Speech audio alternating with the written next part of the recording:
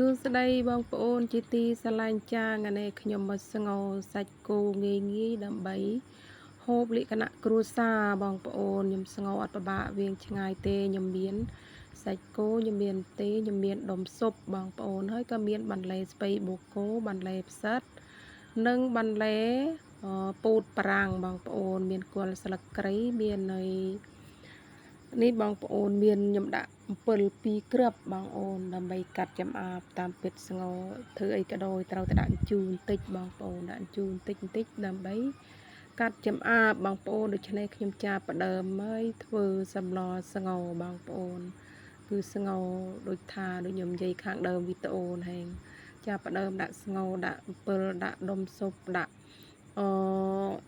លឹកគ្រៃរនេងអីបងប្អូនតាមពិតភ្លេចដាក់ស្លឹកក្រូចសើចដើម្បីឲ្យវាមានក្លិនក្រអូបបងប្អូនរួចហើយក៏យើងដាក់បន្លែគ្រឿងទេសអីរួចរាល់ដាក់រួចរាល់អស់ហើយទឹកសម្លយើងក៏បន្លែក៏ឆ្អិនទឹកសម្លកពុះបងប្អូនក៏យើងចាប់ផ្ដើមដាក់សាច់ដោយសារស្ងោសាច់គោយើងហាន់ឲ្យស្ដើងមកបងប្អូនងាយស្រួលទេវាមិនដូចស្ងោឆ្អឹងស្ងោអីទេបងអូន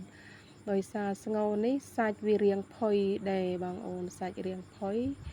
ក៏យើងដាក់បន្លែមុនឲ្យអស់មកសាច់យើងហាន់ស្ដើងរួចហើយបានយើងដាក់ក្រោយមកបងអូនបើយើងដាក់សាច់មុនទៅវាអាចឆ្អិនខ្លាំងសាច់វារឹងបងប្អូនរបៀបថាស្ងោធម្មតាបងប្អូនមានស្ងោស៊ុបស្ងោអីទេប៉ុន្តែវាប្រហាក់ប្រហែលនឹងស៊ុបដោយសារនេះស្ងោនេះវាយើងដូចថាណែស្ងោទីសាច់យើងអត់បានដាក់ឆ្អឹងដាក់អីទេអត់មានដាក់បន្លែអីច្រើនយ៉ាងទេដូច្នេះវាលឿនបានហូបបងប្អូនហើយដូចថាស្ងោយប់ហើយទេណាបងអូនអើយមើលទីខ្ញុំថតវីដេអូក៏ដឹងដែលឈោលភ្លើងទូរស័ព្ទទេក៏លឿនឆ្អិនហើយក៏ឆ្ងាញ់ម្យ៉ាងបងប្អូនរសជាតិក៏ទទួលយូរបានយើងអត់ដូចថាយើងអត់ពិបាកយូរទេបងប្អូនអត់យូរទេដោយសារសាច់បើថាឆ្អឹងដូចខ្ញុំថានិយាយតដែលមកឆ្អឹងរៀងយូរបន្តិចបើសាច់មានអីបងអូនបងប៉ាឡេបងអីរួចរាល់អស់ហើយមានអី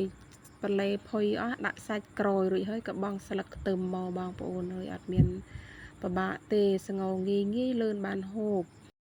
និយាយទៅមុខម្ហូបចំណេះជំនាញរៀងខ្លួនបងប្អូនបើថាខ្ញុំវិញខ្ញុំអត់មានក្បូនមានຂະຫນាតអីត្រឹមត្រូវទេបងប្អូនគឺធ្វើតាមនឹកឃើញហើយសំខាន់ឲ្យទីគ្រួសារហូបបានបងប្អូនអត់មានក្បូនមានຂະຫນាតអីទេមិនដូចបងប្អូនអ្នកធ្វើមុខម្ហូបលក់ទេគឺចំណេះជំនាញរបស់គេបងអូន